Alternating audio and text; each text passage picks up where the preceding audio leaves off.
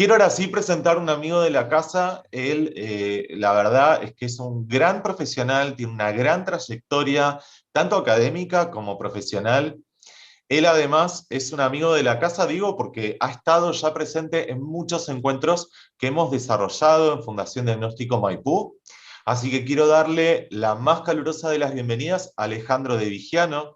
Él es el jefe de los servicios de cardiología y chequeo médico integral de Diagnóstico Maipú y además es autor de numerosas publicaciones científicas en revistas nacionales e internacionales, solo por mencionar algo de su trayectoria. Así que Alejandro, nuevamente bienvenido a este ciclo de encuentros de Fundación Diagnóstico Maipú. La palabra entonces y la presentación es toda tuya. Muchas gracias, Juan. Un placer, como siempre, estar con ustedes. Te agradezco, como siempre, a vos y a la doctora Fernández Alonso por la invitación. Para mí es un placer compartir con la comunidad este tipo de charlas y contestar sus preguntas. El tema que les voy a hablar hoy surgió en una charla que tuvimos con Juan de cuál es una patología frecuente o cuál es el motivo de consulta más frecuente en nuestro ámbito cardiológico. Y les voy a decir que hoy lo que es palpitaciones e hipertensión arterial es una de las consultas más frecuentes. Vamos a pasar aquí.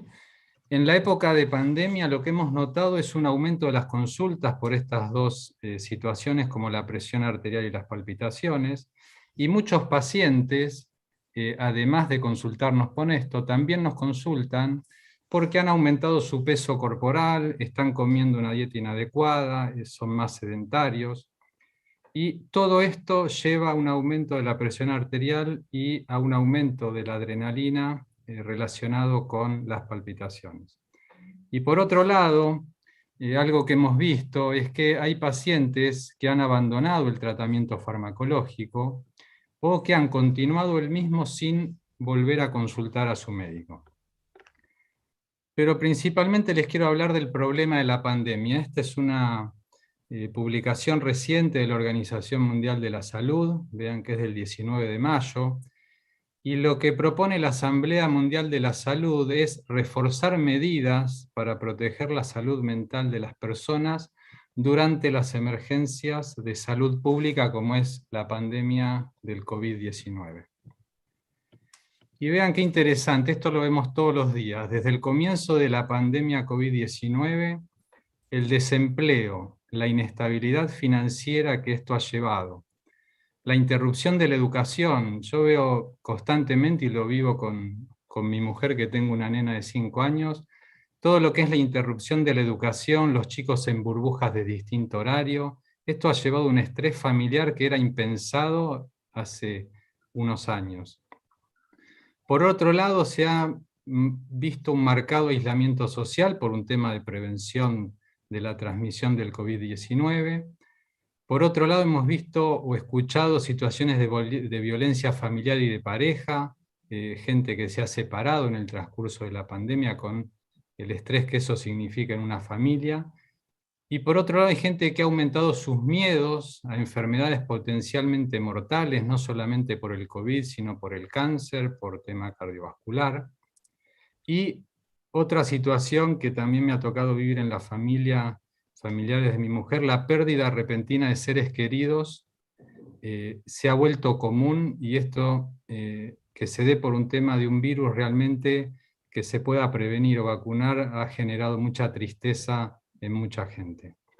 Como podemos ver, todos estos factores alteran la salud mental y pueden causar trastornos de ansiedad y de depresión.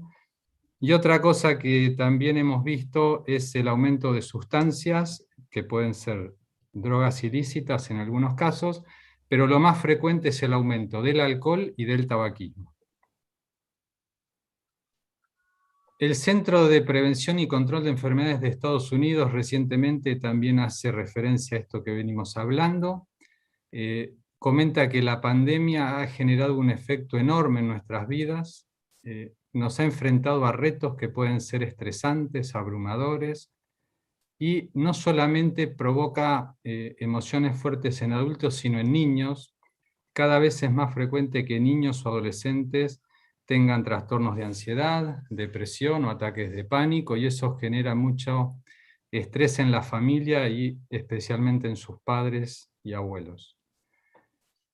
Y por otro lado, la gente hoy se siente aislada, con mayor ansiedad, ¿sí? Con mucho estrés. Muchos trabajan en la casa y a su vez tienen que cuidar a sus hijos. Y lo que recomienda, que yo sé que es algo bueno, pero a veces no es tan fácil por lo que vivo con los pacientes, es aprender a sobrellevar de manera más sana la pandemia, y esto es un poco de lo que vamos a hablar hoy. El estrés lo que provoca en nosotros es sentimientos de temor, enojo, tristeza, preocupación y frustración, dificultad para concentrarse y tomar decisiones, esto es algo que me comentan frecuentemente los pacientes, dificultad para dormir, para conciliar el sueño, mucha gente hoy se está acostando a las 2, 3 de la mañana porque no se pueden dormir, y por otro lado los chicos cuando no van al colegio tienden a acostarse más tarde, y muchos pacientes también refieren dolores de cabeza que quizá no estén asociados a la hipertensión, dolores corporales, trastornos digestivos, y como les mencioné anteriormente, estoy viendo un mayor consumo de tabaco, alcohol y otras sustancias entre los pacientes.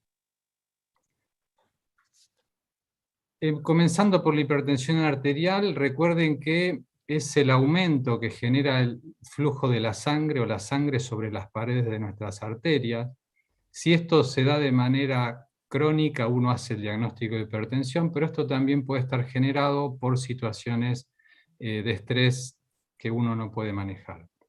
Recuerden que es el factor de riesgo cardiovascular más frecuente, 1 de cada 3 personas lo presenta. Y como recién hablábamos con Laura de SANAP, es muy importante que recuerden que la mayoría de las veces la hipertensión arterial no da síntomas, por eso no hay que esperar a tener un síntoma como un dolor de cabeza, cefaleas para controlarse la presión, sino que es bueno saber qué valores de presión maneja uno.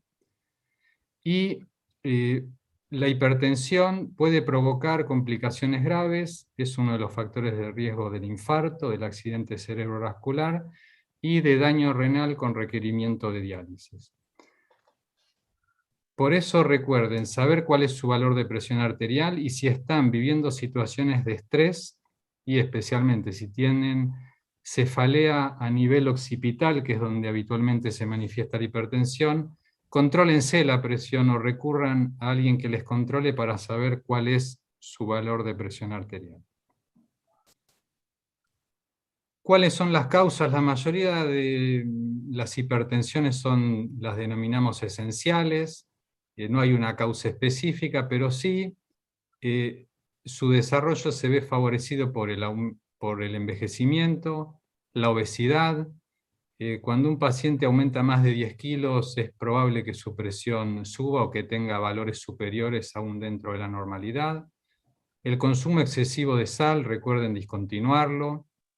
El consumo excesivo de alcohol, el tabaquismo, que tengan antecedentes familiares de hipertensión arterial que hayan desarrollado en una edad temprana, y el uso prolongado de medicamentos, especialmente los corticoides o los analgésicos no esteroides como el diclofenac o alguno de ellos, puede generar hipertensión arterial, y sobre todo algo que yo recomiendo siempre en el modo que lo puedan hacer, recuerden que la falta de actividad física es uno de los factores que puede llevar al aumento de la presión arterial. ¿Cómo hacemos el diagnóstico? Con la toma de presión arterial, en la que determinamos un valor máximo y un mínimo, que habitualmente nosotros es 140 milímetros de mercurio la máxima y 90 milímetros de mercurio la mínima, pero habitualmente con nuestros pacientes hablamos de 14,9 y ellos lo anotan así en sus diarios.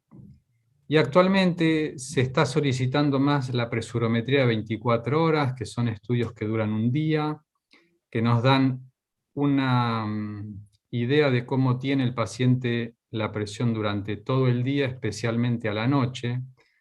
Y en aquellos pacientes que tienen hipertensión a predominio nocturno o presión nocturna, uno lo que tiende a hacer es dividir la medicación y quizá tomar alguna medicación a la mañana y otra a la noche.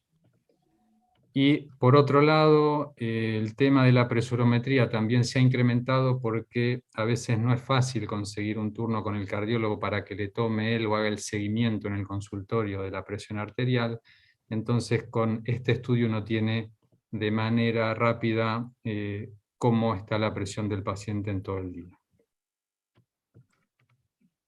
En la clínica Mayo encontré datos interesantes, es una de las clínicas referentes de la cardiología a nivel mundial, y ellos manifiestan y se preguntan cuál es la conexión entre el estrés y la presión arterial, y recuerden que el estrés puede causar subidas repentinas de la presión arterial a corto plazo. Está por ahora en duda si el estrés realmente lleva a una hipertensión arterial crónica, pero lo que sí sabemos es que puede dar picos de hipertensión y que reducir el estrés disminuye la presión y también disminuye el riesgo cardiovascular.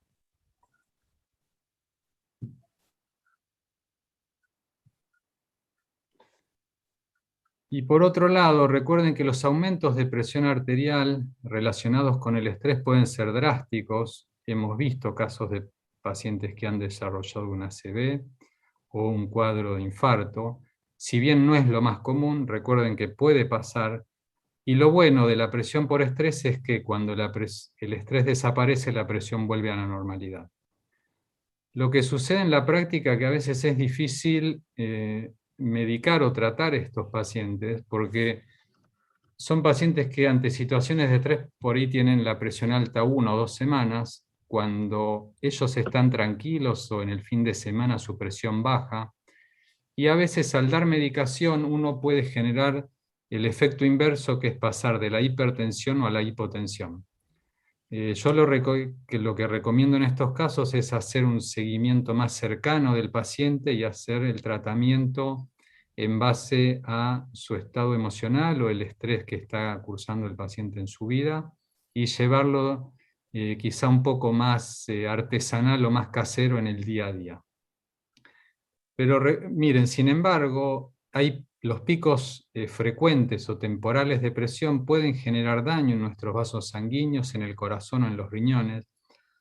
O sea que si bien puede ser un efecto que sea transitorio y que luego desaparezca, no es bueno que los pacientes tengan picos reiterados y frecuentes de hipertensión.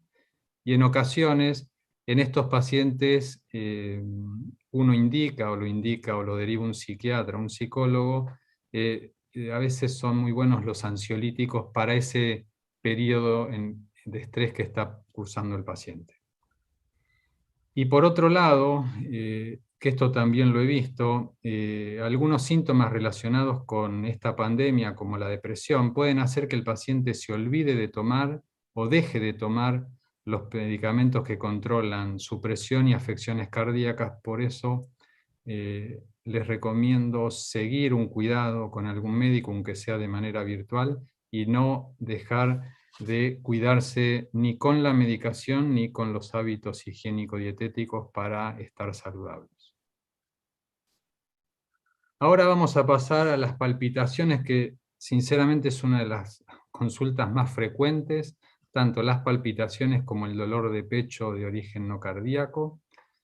Recuerden que las palpitaciones consisten en la percepción de la actividad cardíaca, que puede ser generada por la actividad normal del corazón que se acelera o por alguna arritmia, y lo que nos refieren los pacientes es como un latido en el pecho, como un golpeteo en el pecho, y algunos nos hablan de sensaciones como que circulan burbujas por debajo de su pecho, de su esternón, o una sensación de vacío, una sensación de un golpeteo asociado a un vacío.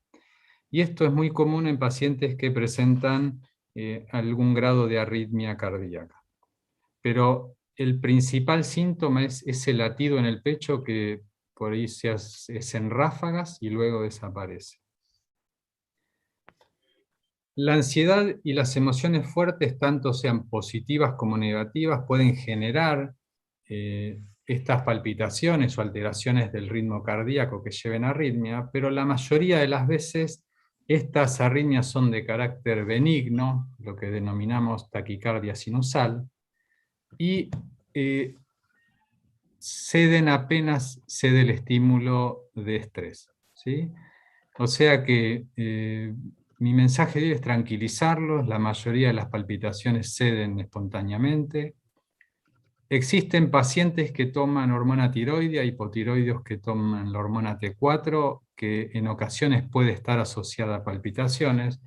Y otro cuadro que vemos son pacientes que tienen prolapso de la válvula mitral, que es un defecto en su mayoría benigno, que también está asociado a palpitaciones, especialmente en las mujeres jóvenes.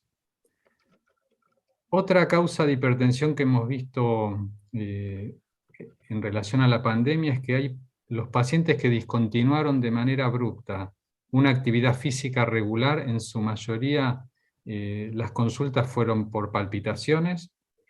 Aquí yo les recomiendo que vuelvan a hacer actividad en lo que puedan, o si no lo pueden hacer, que traten de llevar, hacer una higiene del sueño, ordenarse en sus horarios en el día a día.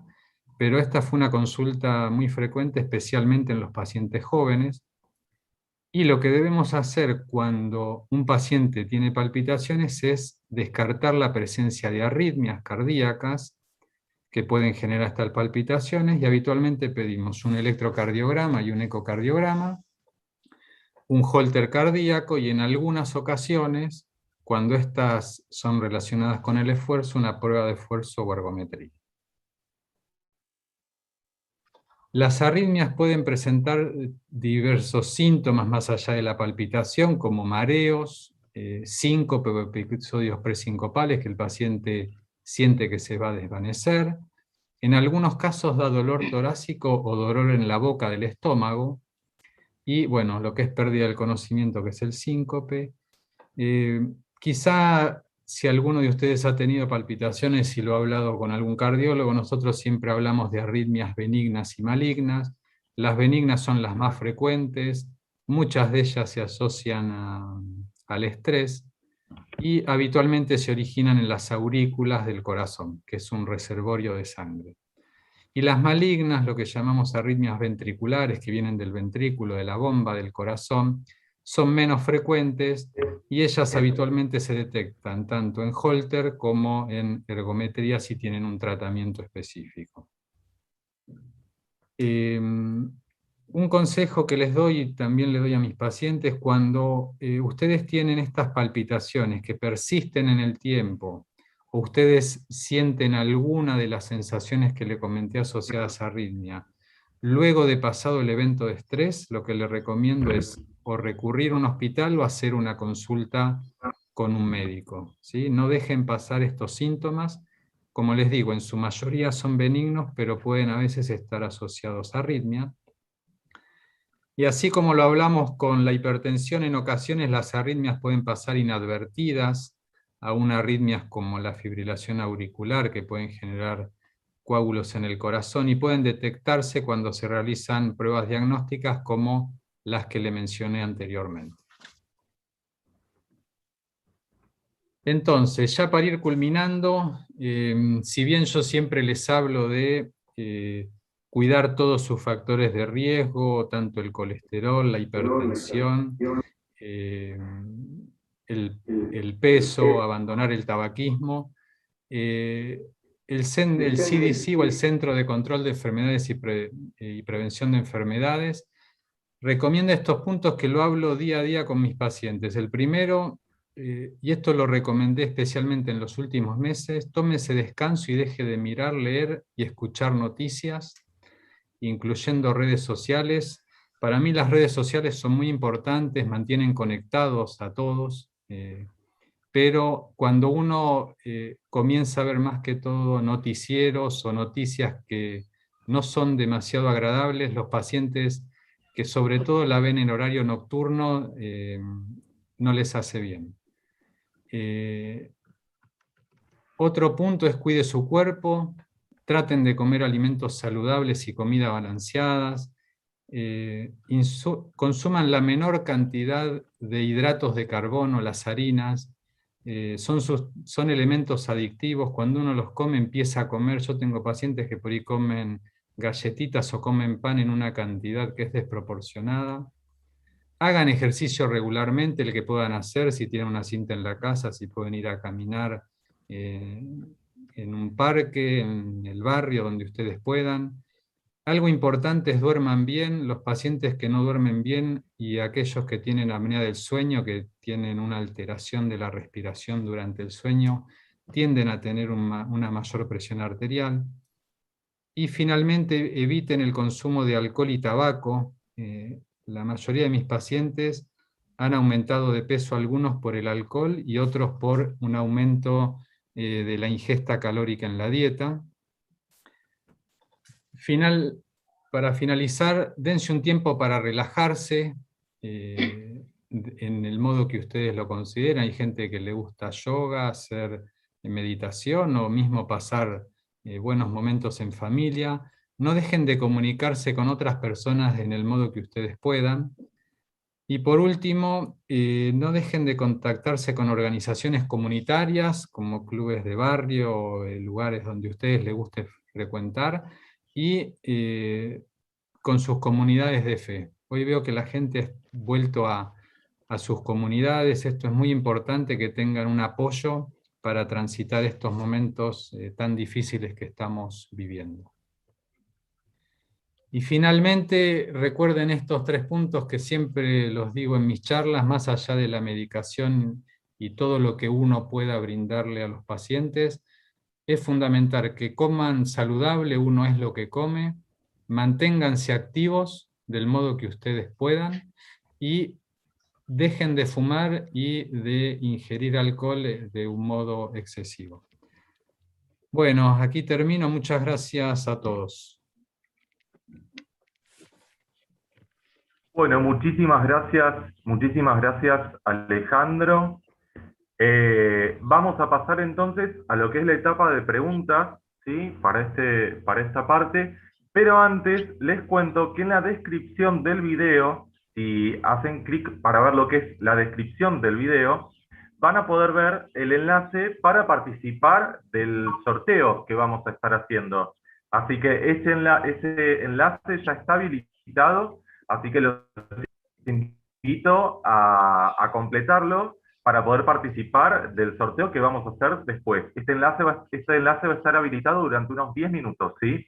Vamos a comenzar entonces con las preguntas que ya nos empezaron a hacer llegar, y los invitamos a los que quieran a que hagan sus preguntas a través del chat. Bien, vamos a comenzar con la primera pregunta. Dice: me despierto varias veces durante la noche con palpitaciones. ¿Esto es normal?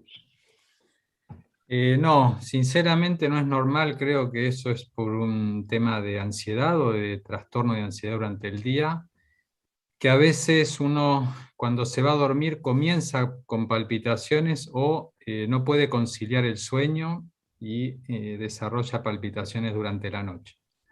Esto es algo común que estamos viendo, y lo que le recomiendo a esa persona, que si sigue con estos síntomas, es efectuarse un Holter y ver qué tipo de, si hay alguna alteración electrocardiográfica que lo pueda explicar este síntoma, o es su propio corazón que late más rápido, como hablamos de la taquicardia sinusal. Claro. Tener la arteria, no, bueno, arteria, creo que es arteria basal, un poco engrosada, ¿puede significar un cuadro de gravedad y requiere un tratamiento específico? Yo creo que ahí, Juan, deben estar hablando de las arterias carotidias, que es donde habitualmente uno ve el engrosamiento de la pared de la arteria. Cuando uno detecta ya enfermedad arteriosclerótica, lo que debe hacer es hacer una dieta adecuada para bajar el colesterol, y se puede comenzar con medicaciones como las estatinas para bajar el colesterol en sangre y prevenir la progresión de ese engrosamiento.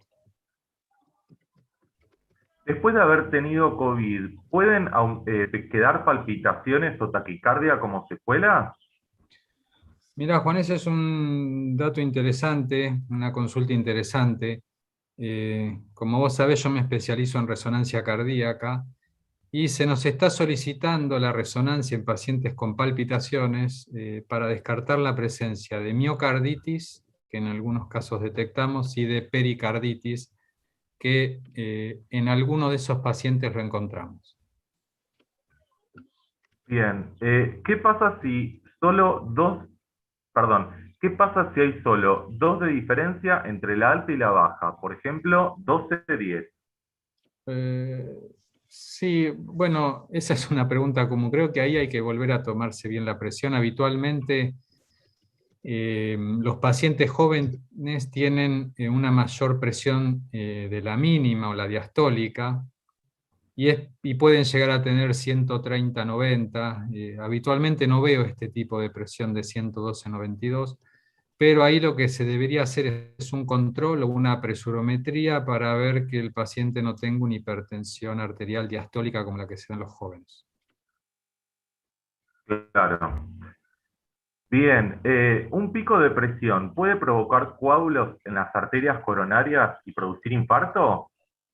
Bueno, la hipertensión es un factor de riesgo tanto para accidente cerebrovascular como para infarto. Habitualmente hay un gatillo emocional atrás de ello, no es que solamente la hipertensión lo tiene. Habitualmente es un conjunto de factores como colesterol elevado, hipertensión, alguna situación de estrés o pérdida laboral o situación de pérdida de algún familiar. Habitualmente se conjugan otros factores de riesgo, pero eh, sí recuerden que si bien en pocos casos los picos de presión pueden dañar tanto el corazón como el cerebro. ¿En qué tiempo deben desaparecer las palpitaciones antes de ir a una guardia? Miren, habitualmente cuando las palpitaciones duran segundos, uno no recomienda ir a una guardia. Yo recomiendo ir a la guardia cuando las palpitaciones duran más de 3 a 5 minutos y el paciente siente que está tranquilo, pero su corazón sigue palpitando. Hay una forma de arritmia que se llaman taquicardias paroxísticas supraventriculares, que pueden ser, que es por un sistema de reentrada, como un cablecito que está de más en el corazón. Y esto se ve habitualmente en personas jóvenes ante situaciones de estrés, y lo ideal es tomar un electrocardiograma durante el momento que el paciente tiene las palpitaciones. Pero como para tener una idea, un tiempo de 5 a 10 minutos es prudente que vayan a consultar una guardia. ¿La toma de corticoides puede provocar arritmia? La toma de corticoides habitualmente genera aumento de la retención de líquidos, hipertensión arterial y en ocasiones puede generar arritmias, pero es menos frecuente. Lo que más da es un aumento de la presión arterial.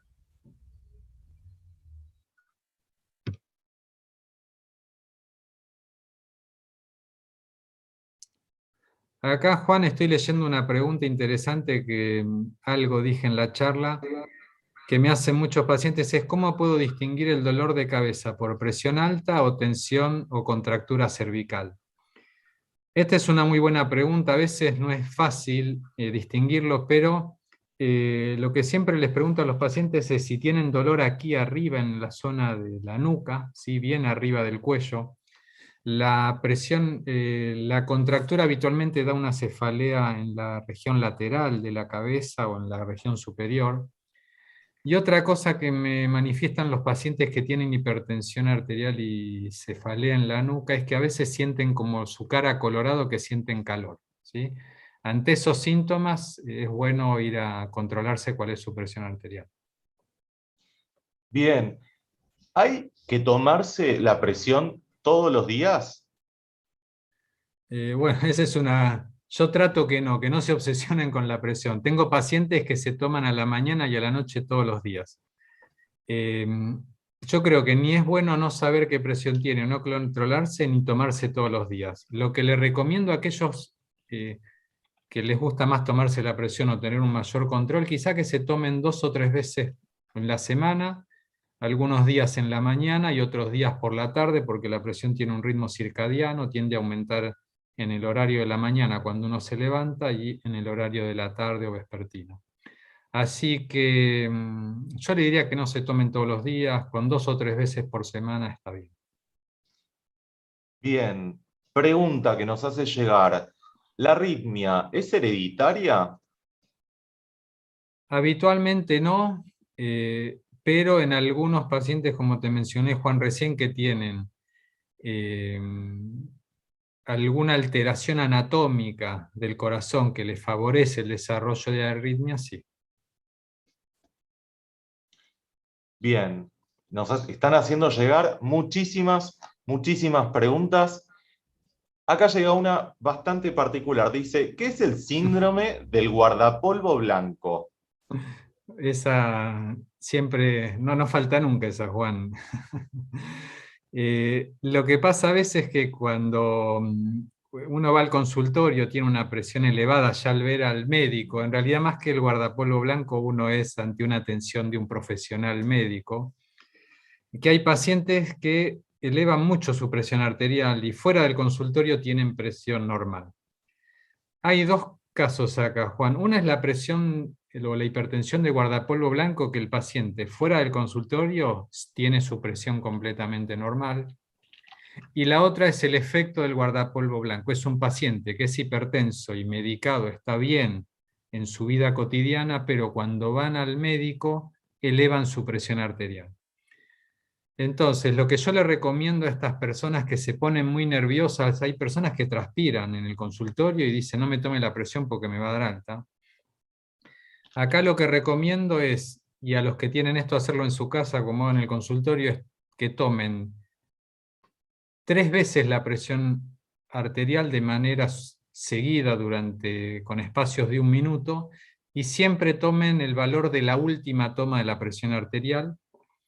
Y si su médico tiene dudas, que seguramente se lo va a sugerir, de si realmente su hipertensión es por estar en el consultorio o no, aquí es muy útil y se nos está pidiendo bastante lo que es la presurometría de 24 horas, que en su mayoría estos pacientes tienen presión arterial normal.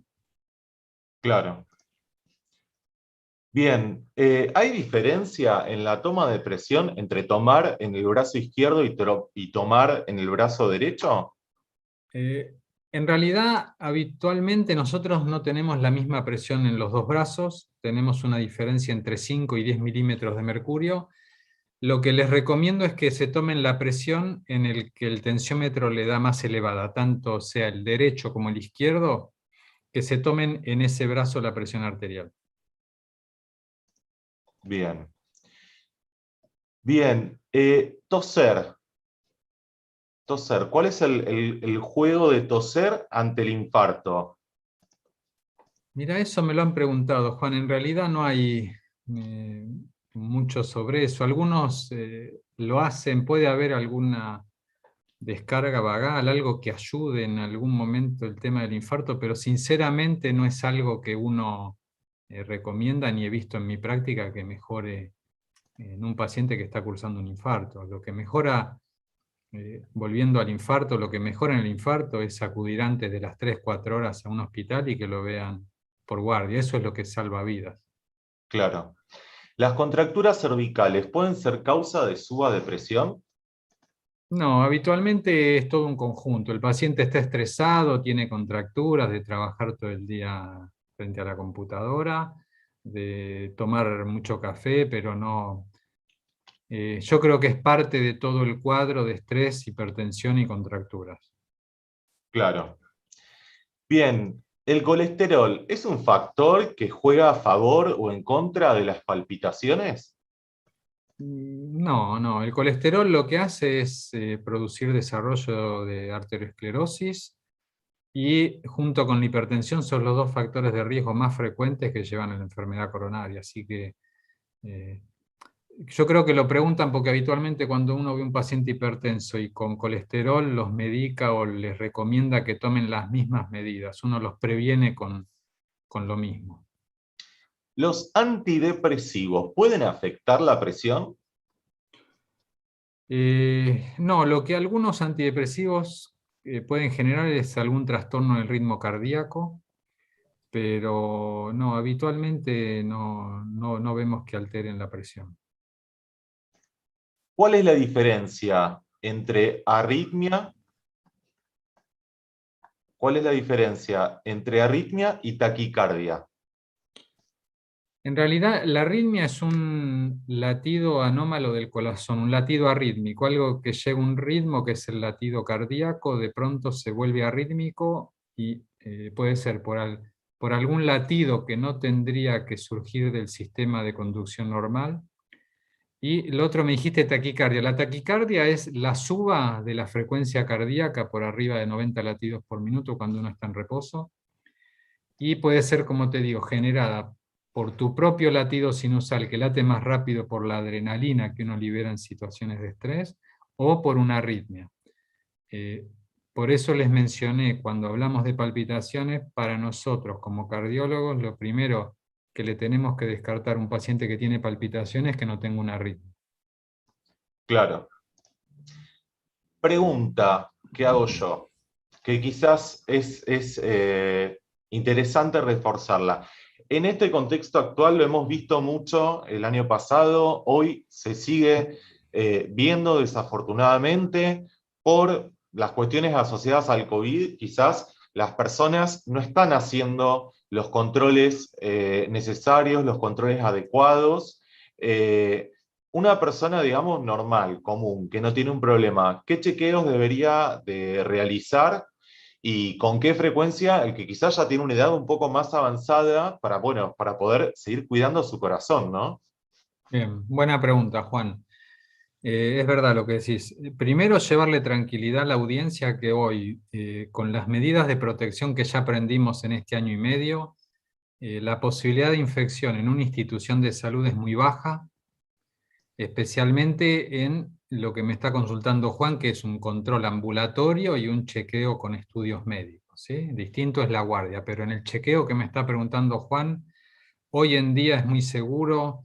Mismo en nuestros médicos en Maipú hemos tenido contagios en la primera etapa, pero hoy no hay contagio entre colegas. Es muy raro que nuestros médicos tengan COVID, así que hoy estamos atendiendo de una manera muy segura. Lo primero, Juan, es tener, perdón, sí. No, no, no, sí. Lo primero es tener una evaluación por un médico clínico que les pueda hacer una evaluación, un chequeo, y lo que habitualmente se solicita, Juan, es un electrocardiograma, una plaquita de tórax, un análisis de sangre para ver cómo está el colesterol, cómo está funcionando el riñón, cómo está la glucemia, porque hay un punto que muchos pacientes con el aumento de peso han presentado aumento de la glucemia con resistencia a la insulina o diabetes, y posteriormente, en base al juicio clínico, si el médico detecta algún hallazgo, pues se puede quizás hacer un ecocardiograma y una prueba de esfuerzo como un ecoestrés, una ergometría, y depende de la edad, una prueba de esfuerzo como un SPECT cardíaco. Y en aquellos pacientes que tienen elevado el colesterol, como preguntaba recién uno de los pacientes, hacer un Doppler carotidio de las arterias del cuello para ver si hay algún depósito de colesterol. Pero en sí, primero ver un médico clínico, análisis de sangre, electro, un chequeo básico, y en base a eso solicitar estudios complementarios. ¿Y esto a partir de qué edad debería ser? Mira, Juan, es muy relativo. Nosotros recomendamos a partir de los 40 años. La gente más joven habitualmente le hacemos chequeos cuando hacen actividad física, que ese es otro punto. El que hace actividad física regular quizá tiene otro chequeo que es más con un ecocardiograma y una ergometría. Y por otro lado, que eso hicimos una charla reciente en un Ateneo de Maipú con médicos, lo que es el chequeo post-COVID, que esa es otra pregunta que nos hace muy frecuente. En sí, lo que habitualmente cuando se le da el alta domiciliaria, las prestadoras que siguen a los pacientes recomiendan una evaluación por un clínico y un cardiólogo, y ahí sí debemos hacer para los que evolucionaron bien, una placa de tórax, un electro, un ecocardiograma y un análisis de sangre, y si el paciente quiere volver a hacer actividad física regular, una ergometría. Pero en aquellos pacientes que tuvieron neumonía y una tomografía patológica, Los neumonólogos recomiendan esperar 2 meses para volver a reiniciar la actividad con un control, quizá con una espirometría o una tomografía nueva. Claro. Y en relación a esto que estamos viviendo, veo una pregunta que nos hace llegar Ale Cobos, que dice: hoy escuché a un psiquiatra que dijo que la hipertensión es uno de los cuadros que están apareciendo como consecuencia de la pandemia. En este caso, ¿sería nerviosa? ¿Hay que medicarse para la presión? Muy buena pregunta. Y mira, y volviendo a psiquiatría, Juan, casi todo lo que les mostré hoy, si bien yo no soy un especialista, hoy los cardiólogos quizás nos transformamos en psicólogos, pero todo esto que estamos viendo y que les mostré hoy, y fíjate que lo manifiesta la Organización Mundial de la Salud, el Centro de Prevención y Control de Enfermedades de Estados Unidos, le están dando una gran relevancia. El estrés puede ayudar a la presión, como les decía, pero se relaciona más con picos de presión. Lo que sí veo, Juan, que los pacientes en pandemia están subiendo de 5 a 10 kilos. Eso aumenta el valor de la presión, están consumiendo más alcohol. Muchos compran comida, no cocinan por un tema de tiempo o de estar trabajando en la casa. Y recuerden que las comidas procesadas tienen un alto contenido de sodio, ¿sí? Mucha sal. Entonces, tengo pacientes que siempre fueron normotensos y por esta subida de peso están con presión arterial, y recuerden que cuando uno baja de 5 a 10 kilos de peso, puede llegar a bajar entre 5 y 10 milímetros de presión arterial. Por eso a todos los pacientes que tienen hipertensión arterial yo les recomiendo, cuando están con sobrepeso, bajar de 5 a 10 kilos. Pero me resulta interesante que lo haya manifestado un psiquiatra, Juan, justo en la charla esta que estamos mencionando, en gran parte temas psicológicos o psiquiátricos, ¿no? Es que de alguna manera quizás está todo relacionado, ¿no? O sea, recuerdo en este momento al doctor Gustavo Kasparas, que mencionaba también que en el Mundial del 2002, si mal no recuerdo, De Alemania. cuando Argentina quedó afuera, perdiendo ante ante Gran Bretaña, hubo un pico de infartos increíble. O sea, cómo afecta lo psicológico, ¿no? Al corazón. Es algo, y que lo están mencionando todos en el chat. Todos están comentando cómo nos juega la ansiedad que estamos viviendo hoy, la relación que tiene con los problemas cardíacos, y muchos comentaban que, bueno, que empecé a hacer yoga, empecé a hacer mindfulness como herramientas, quizás no solo de alivio, si se quiere, psicológico, sino que también quizás tiene una correlación con la salud cardiovascular, ¿no? Mira, lo que decís, Juan, es muy interesante, y en uno de los slides que le mostré es cómo uno enfrenta lo que nos toca vivir, ¿sí? Porque todos estamos viviendo esta situación desagradable. Yo pertenezco a la comunidad de fe de San Andrés de zona norte, y el otro día estaban hablando de 2 personas que para mí son referentes en lo que es la resiliencia. Uno es Mandela y el otro es Víctor Frank. Los dos tuvieron situaciones de vida, uno por la cárcel y otro por un campo de concentración, y de eso salieron fortalecidos y pudieron superarlo. Yo creo que hoy nos está tocando vivir una situación que realmente es muy desagradable, y que yo siempre digo que de esta pandemia salimos todos juntos. Creo que cuando uno está ante una situación que lo supera, debe buscar ayuda, tanto en profesionales médicos como un clínico, un psiquiatra, y también en su círculo íntimo y con amigos, porque por lo que veo y por las variantes que hay, si bien hoy estamos retornando eh, a una vida dentro de la pandemia, esto va a seguir, y estos problemas, si no tomamos conciencia, también van a progresar, ¿no? Y como decías antes también, qué importante es la alimentación, qué importante es reducir el consumo quizás de alimentos ultraprocesados, ¿no? Y Nelson Mandela, ya que lo mencionabas, él tiene una frase genial, que es: a veces gano y a veces aprendo. Y esta es una de las frases que también repite mucho Ezequiel Conesa, con quien próximamente vamos a estar teniendo una charla. sobre pensamiento, inteligencia positiva. Tuvimos una charla sobre inteligencia positiva y vamos a tener una sobre pensamientos limitantes. Son todos enfoques muy relacionados buenos. a la psicología y al mindfulness, que la verdad son muy interesantes para esto que estábamos hablando. Creo que Laura tenía una pregunta que nos quería hacer llegar. Sí, en realidad usted habló, doctor, acerca de los medicamentos que muchas veces generan hipertensión, los analgésicos, el exceso de diclofenac.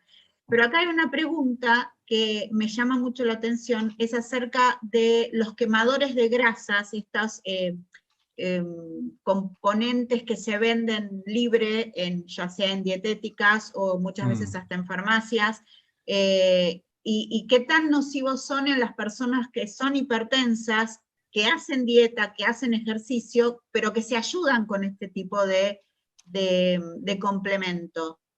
Mira, bueno, yo no estoy de acuerdo realmente. He visto muchos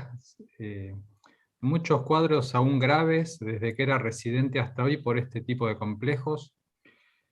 Hubo gente que se ha internado por hipopotasemia. Mira, estos complejos pueden tener desde hormona tiroidea, que estimula el corazón y puede dar taquicardia. Algunos tienen diuréticos, ¿sí? Y otros tienen anfetaminas que pueden generar hipertensión y arritmias. Lo malo de estos complejos es que a veces uno los toma y la mayoría de los pacientes que lo han tomado no sabían exactamente qué tenían y se hacen en laboratorios que no son muy recomendados, ¿no? Yo los desaconsejo. Para mí el mejor modo hoy, si quieren perder peso, es ir a un nutricionista, a un endocrinólogo, hacer una dieta equilibrada y con un apoyo también en ocasiones psicológico, porque gran parte de la ansiedad o la angustia uno la calma comiendo, ¿no? Es algo que ya todos lo sabemos. Pero no les recomiendo que usen ese tipo de complejos. Bien, últimas preguntas, porque realmente nos han llegado muchísimas. Si la gente nos permite, quizás tengamos que pensar un segundo encuentro próximamente para poder seguir viendo, porque nos van a quedar muchísimas preguntas afuera. Vamos a hacer entonces las últimas preguntas. Aquellos que se hayan quedado con ganas de preguntar algo, háganlo en este momento en el chat y veremos qué es lo que llegamos a responder. Pregunta básica, pero que es importante conocerla. ¿Ergometría y ecoestrés es lo mismo? Sí, miren, en sí no son lo mismo, pero una incluye la otra. La ergometría es hacer una prueba de esfuerzo en una cinta como la que hay en los gimnasios corriendo o en una bicicleta, solo con el registro del electrocardiograma, y el ecoestrés suma a la ergometría la adquisición de imágenes del corazón por una ecografía en la que podemos ver que alguna parte del corazón, si existiese alguna arteria tapada, puede dejar de latir durante el esfuerzo. Pero en sí el concepto es el mismo. La ergometría se utiliza en pacientes más jóvenes y el ecoestrés se usa en pacientes mayores, hipertensos, diabéticos o que han tenido enfermedad coronaria previa. Bien, el diclofenac potásico. Yo sé que hay diclofenac y diclofenac potásico. Sí. ¿Qué rol tiene frente a la presión? Bueno, yo lo que les recomiendo es que usen el diclofenac potásico porque el diclofenac sódico, bueno, tiene sodio y además los AINES, los antiinflamatorios no esteroideos dentro de esta familia, lo que hacen es disminuyen unas sustancias en el riñón que hacen que las arterias se relajen. Entonces, el diclofenac y especialmente el sódico en pacientes con hipertensión que a veces tienen artrosis o artritis, tiende a subir la presión arterial. Claro. Bueno, nos están pidiendo ya en el chat de YouTube un segundo encuentro, así que lo que les Laura lo había dicho eso. Yo dije desde antes de empezar, es un tema muy interesante, hay muchas preguntas, muchas inquietudes en el día a día que nos surgen, sobre todo cuando usted habló del tema de los alimentos y la reducción del consumo de sodio, pero en realidad muchas veces no tomamos conciencia de que todo tiene sodio, desde el agua, las frutas, todo contiene sodio, entonces es importante también conocer, ¿no? este tipo de cómo nos vamos a alimentar. Bueno, podemos tomar parte de estas preguntas, Juan, y hacer un segundo encuentro sumado o aclarando alguna de ellas, mismo como dice Laura, tema de comidas procesadas, de cuánto es el sodio que uno debe ingerir por día. Podemos hacer algo también con esos tips. Bueno, tomo nota, y lo que la gente tiene que tomar nota es que les vamos a estar enviando una encuesta de calidad para que nos den su opinión sobre la charla, pero por sobre todas las cosas, para que nos cuenten qué charlas les gustarían que abordemos. Si quieren, digan directamente nuevamente una charla con el doctor De Vigiano. Lo pueden aclarar en el formulario que les vamos a estar haciendo llegar. Vuelvo a recomendarles que se suscriban al canal, porque suscribiéndose al canal, que es totalmente gratuito, cada vez que ingresen a YouTube van a tener acceder de una manera muchísimo más fácil a todas las charlas que ya tenemos dadas. De hecho, se habló mucho sobre nutrición y tenemos un ciclo desarrollado junto a New Garden de charlas con un conjunto de nutricionistas donde se abordó también un poco lo que es la alimentación saludable para el corazón. Así que si se suscriben al canal, van a poder ver todo eso y mucho más, porque cada vez que hagamos una transmisión en vivo van a recibir la notificación para poder ingresar a verla. De mi lado, esto es todo. Quiero agradecerle en este momento al doctor De Vigiano por acompañarnos en otro encuentro. La verdad es que, bueno, él nos acompaña desde hace muchísimo tiempo, pero tanto él como todos los profesionales que nos acompañan en el ciclo de prevención lo hacen en carácter totalmente ad honorem, con la firme voluntad de seguir generando prevención en la comunidad. Así que mi agradecimiento, el de Fundación, el de SANAP y el de toda la comunidad contigo, Alejandro. Bueno, Juan, muchas gracias. Gracias, como sabes, para mí siempre es un placer compartir con ustedes. Así que bueno, les mando un abrazo grande y nos veremos la próxima. Y un saludo a Laura también, que compartimos hoy parte de este evento. Un saludo, Laura. Saludos. Saludos, Doc. Muchas gracias, muy interesante. Y bueno, nos reencontramos en una próxima vez. Gracias. Un saludo grande a todos, un abrazo grande. Muchas gracias, pero esto no termina. Ustedes ahora pueden escribir en el chat, pero una vez que finalice esta transmisión, utilizando el mismo enlace que les enviamos para acceder, van a poder volver a verla desde el principio, como así también compartirla, si les parece que esta información va a ser de interés para un amigo, un compañero de trabajo, un familiar. Así que eso está realmente muy bueno. Vamos a comenzar entonces con el sorteo, si te parece, Laura. Sí, me parece perfecto.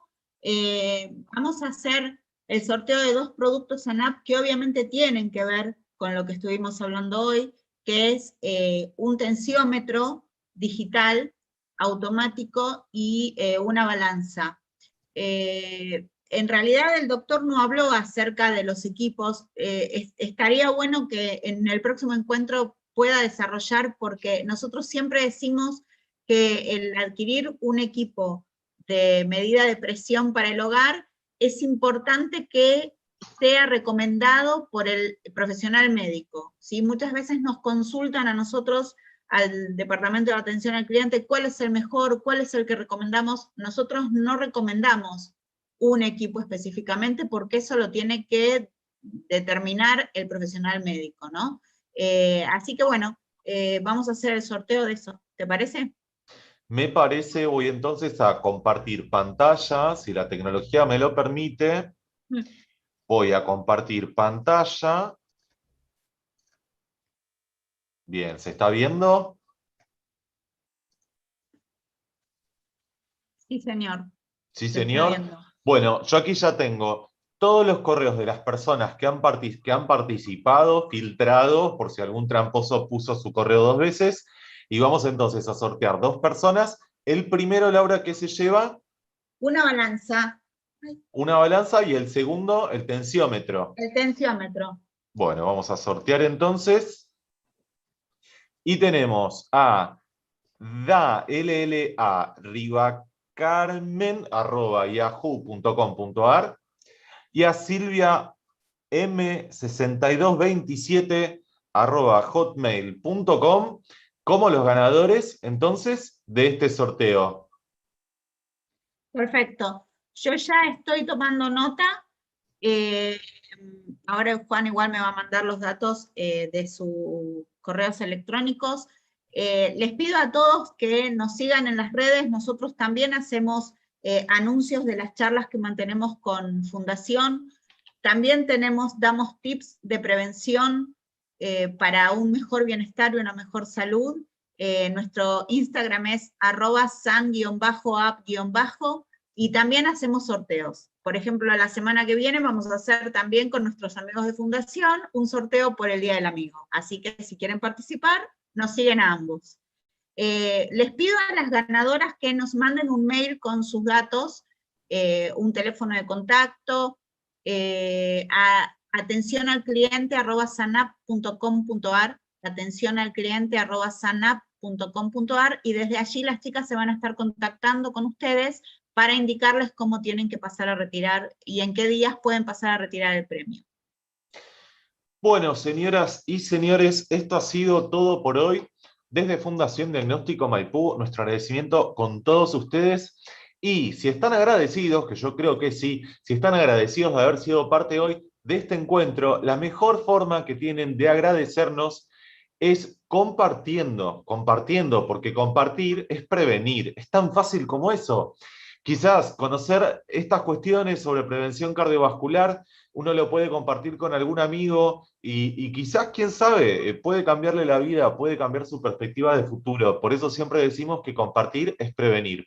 Así que los vamos a invitar a que compartan tanto esta charla como las próximas que vamos a estar realizando. Y esto siempre lo van a poder hacer siguiéndonos por Instagram @fundaciondm, siguiéndonos en redes sociales, tanto a Sanap como a Fundación, o por qué no, simplemente revisando la web de Diagnóstico Maipú también.